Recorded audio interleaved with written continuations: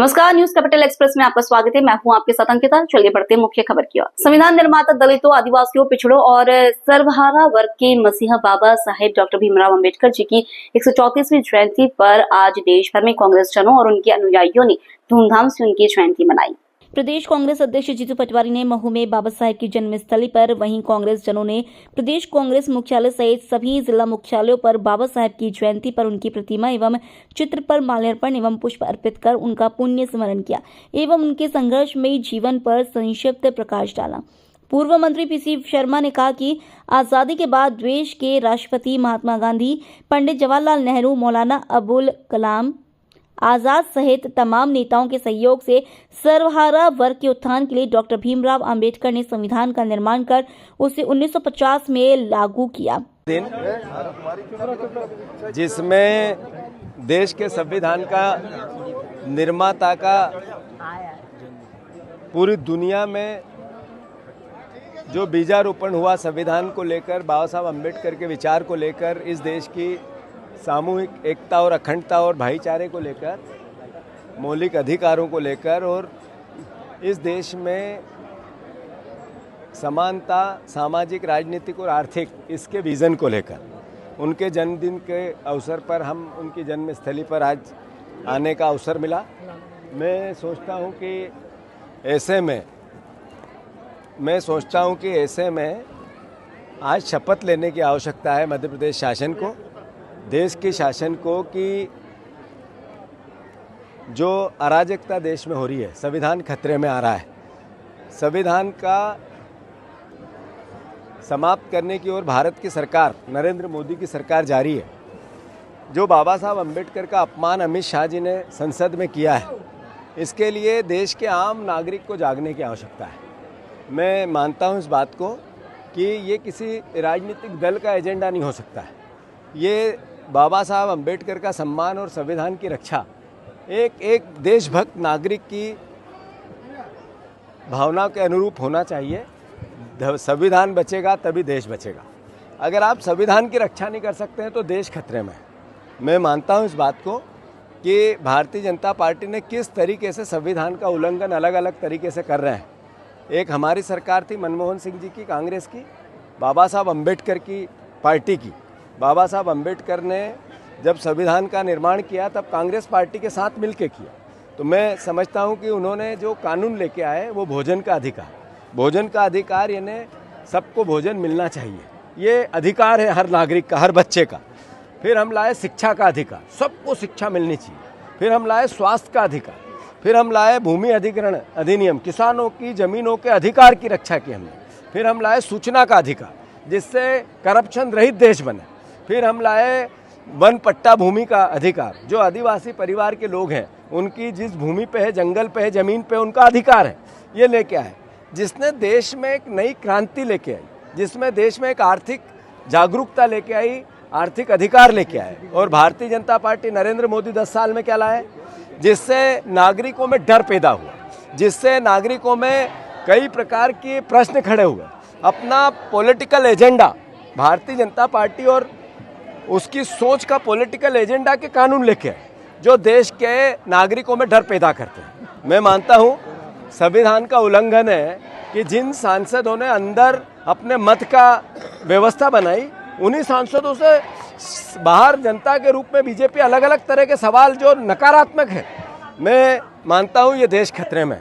और संविधान, संसद में लोकतंत्र, जनप्रतिनिधि अपनी बात करते हैं, उनको बाहर डराया जाता है। एक तरह से ये देश के संविधान के साथ कुठाराघात और बीजेपी कर रही है, बीजेपी की सोच कर रही है, उसके जो फ्रंटल ऑर्गेनाइजेशन है उनके वो कर रहे हैं। और कांग्रेस पार्टी दृढ़ता से लड़ेगी। हम शपथ लेते हैं बाबा साहब अंबेडकर के इस पवित्र स्थान पर संविधान की रक्षा के लिए अंतिम बूंद तक अपना न्यौछावर करना पड़े, अपनी जान भी देनी पड़े। तो जैसे हमारे महापुरुषों ने देश की आज़ादी में दिया था, वैसे ही कांग्रेस पार्टी का एक एक कार्यकर्ता, देशभक्त नागरिक, इस देश का एक एक साथी जो संविधान से, बाबा साहब अंबेडकर से प्यार करता है, फिर अपनी जान देने के लिए तैयार है। अमित शाह भोपाल में सेवानिवृत्त अर्धशासकीय अधिकारी कर्मचारी फेडरेशन के प्रांत अध्यक्ष अनिल वाजपेयी एवं महासचिव अरुण वर्मा, सेवानिवृत्त कर्मचारी आर के वर्मा, एसएस तिवारी ने पत्रकार वार्ता में बताया कि बीज निगम के सेवानिवृत्त अधिकारी कर्मचारियों में ग्रेजुएटी एवं आकाश नकदीकरण और समीमान वेतनमान एवं अन्य क्लेम का भुगतान नहीं करने का कड़ा विरोध एवं असंतोष है, जिसकी वजह से 21 अप्रैल 2025 से बीज निगम मुख्यालय के सामने धरना दिया जाएगा। महासचिव अरुण वर्मा ने यह भी बताया कि सेवानिवृत्त कर्मचारियों को समय पर ग्रेजुएटी का भुगतान नहीं करने की वजह से बिना इलाज के कई कर्मचारियों की मृत्यु हो गई है, जिसकी वजह से सेवानिवृत्त अधिकारी कर्मचारियों में भारी असंतोष व्याप्त है। सर्वसम्मति से यह निर्णय लिया गया है कि प्रबंधन सेवानिवृत्त कर्मचारियों को ग्रेजुएटी एवं अवकाश नकदीकरण और अन्य क्लेम का तत्काल भुगतान करें, अन्यथा 21 अप्रैल से बीज निगम मुख्यालय के सामने धरना प्रदर्शन किया जाएगा। समयमान वेतनमान किसी भी तरह का कोई भी भुगतान संस्था के द्वारा नहीं किया गया है। इतने बार भी हम लोगों ने पत्राचार और हर माध्यम से उनको अवगत कराया, तदुपरांत भी उनके द्वारा किसी भी तरह के भुगतान करने की प्रक्रिया में हमेशा ये बताया जा रहा है कि हमारे पास में पैसा नहीं है, जबकि पैसा शासन की से उनके पास में आज की तारीख में पर्याप्त पैसा आ चुका है और हाँ, कोर्ट के आदेश सबके हो चुके हैं।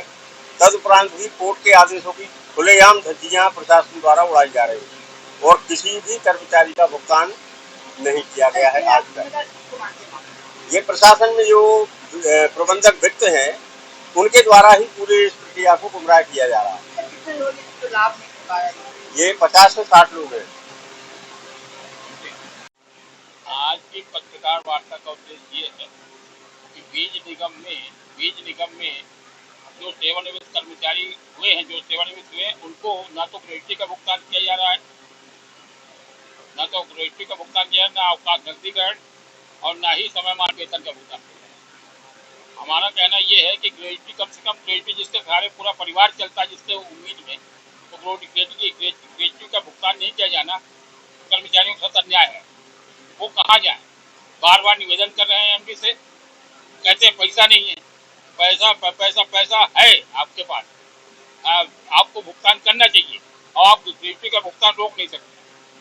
तो हम लोग जो है ना, आज हम पत्रकार वार्ता आप लोगों के माध्यम से करके ये निर्णय लिए हैं कि अगर ये 21 तारीख तक आप ग्रेजुएटी का भुगतान नहीं किया, समयमान वेतनमान और अवकाश नकदीकरण का भुगतान नहीं किया, तो हम लोग बीज निगम मुख्यालय के सामने धरना प्रदर्शन करेंगे, जो कि अनिश्चितकालीन होगा, जिसकी जवाबदारी पूरी मैनेजमेंट की होगी, प्रशासन की होगी। लगभग 60 लोग हैं उसमें, 60 लोग हैं और उनको 2.5 साल 3 साल से ऊपर हो चुका है, रिटायर्ड हुए। मतलब आज कुछ लोग तो एक्सपायर हो गए था, इसमें कुछ लोग एक्सपायर हो चुके हैं। शिकायत तो हम लोग सर सभी जगह कर चुके हैं, निवेदन कर चुके हैं, सभी जगह शिकायत भी की, निवेदन ही किया, शिकायत किया कर चुके हैं, लेकिन कोई 7 लेटर लिख चुके हैं। हम लोग 2.5 साल से चक्कर काट रहे हैं और जब भी जाओ तो बोलते हैं कि हमारे पास पैसा नहीं।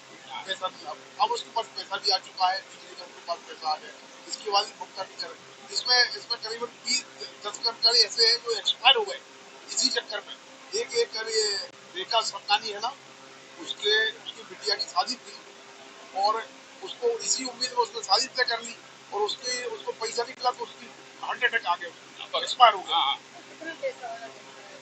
एक को सर 25 लाख, किसी को 30 लाख इस टाइप में पैसा मिलना है, पूरी जिंदगी कमाई का पैसा है, वो परिवार का आधार यही है। कोर्ट के दरवाजे में भी गए हम लोग, लेबर कोर्ट से ऑर्डर हो चुका है, लेबर कोर्ट ने भी कह दिया कि आप इनका तत्काल भुगतान करें, वो भी नहीं मानते। हाई कोर्ट के डिसीजन भी हो चुके हैं, तो भी नहीं मान रहे हो। हाई कोर्ट को भी दबा के रख देते हैं पूरा का पूरा। जब जाओ जब उन्होंने रोक दिया हमारे पास पैसे नहीं है। बाकी सारी व्यवस्थाएं भी चल रही, खूब परचेजिंग चल रही, उपार्जन चल रहा, सारे लोग को वेतन मिल रहा, सब हो रहा है।